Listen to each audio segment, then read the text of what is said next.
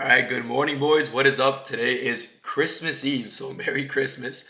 And I hope you guys have a great Christmas with your family. Spend time with your family today. More than anything, today is Wednesday, I think. Is it Wednesday? Wednesday, December 24th. Yes, sir. All right, made around nothing. I made $500 today. Why'd I only make $500? Well, it's Christmas Eve. A, I'm not going to risk a lot on Christmas Eve. There's no volatility. And B, there's no volatility.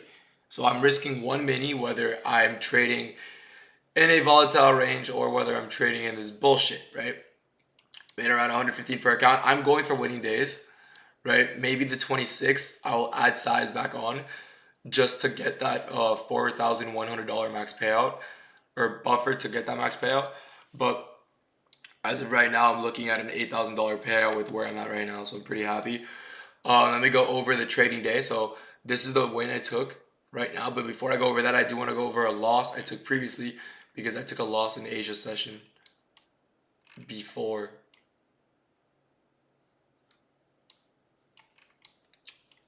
Here. So I took a short here. We were in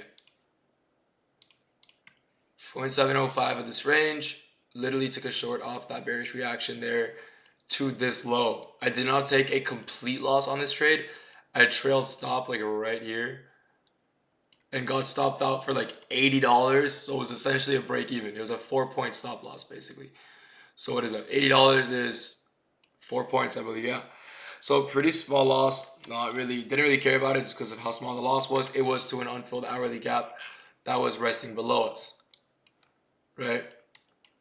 Now, if we take a look at price, what do I notice? Yeah, I was shorting to this hourly gap. I didn't see this hourly gap form. I didn't think about it. Since I saw price like this, I didn't think about this hourly gap. Did not see it form. I'm an idiot for that one. That's my fault. But let's go over what I did notice coming into market open today. Not only did we hold this hourly gap, right? We are officially bullish. We filled most of NWAG. I'm going to consider this filled. We don't want to trade back into it clearly on the 4-hour time frame. Price got a break of structure to the upside. So the 4-hour is now bullish, right? We closed above the swing high right here. And we also closed above the swing high right here, making this a breaker block and this an order block, right? What else do I notice? We have this 4-hour swing high. So an internal draw on liquidity. 4-hour bullish gap.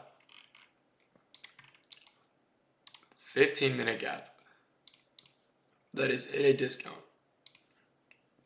So we tap into 0.5 of the range in a 15-minute gap, right?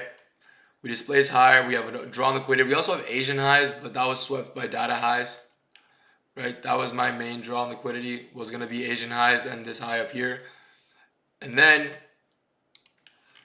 8:30 news came out. We edged this high. Thank God we edged this high because we came back down. We swept data lows, right? 8:30 had news. Data lows. But we left data highs, right? So what did that give me the chance to do? That gave me the chance to look for any entry back to the upside. We're not going to leave data highs and that hourly high, especially since there's no bearish SMT there. If you see ES hasn't even taken it out yet. I believe we probably just swept Asian highs. Oh no, we swept Asian highs actually way before. Didn't really pay attention to that. But this is my main draw liquidity, is this high all the way up here. So Asian highs is just a temporary draw liquidity. I didn't care too much about it, right?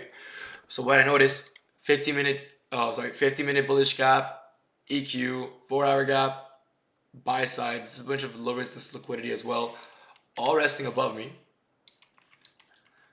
I enter off a 1-minute change in state and delivery to the upside, coming out of a 5-minute order block, displacing to the upside. Also a 3-minute order block. That's all I need. Oh, my alarm to wake up. I forgot there was news. So I woke up pretty early today. And all I needed was a 1-minute CIC to confirm that price wanted to go back to the upside, right? So we got displacement to the upside, change in setting deliveries, a candle closure above the previous candle to the upside before a sweep of sell side. What was the sweep of sell side? Data low. What was the last move to the upside before we swept data low? The 833 candle, right? Candle closure above the 833 body, not the wick, is all I need confirmation to target this high. Made around $200 per account on this trade. As you can see, Lost 80 on the first trade, made 200 on this one, $4 for fees.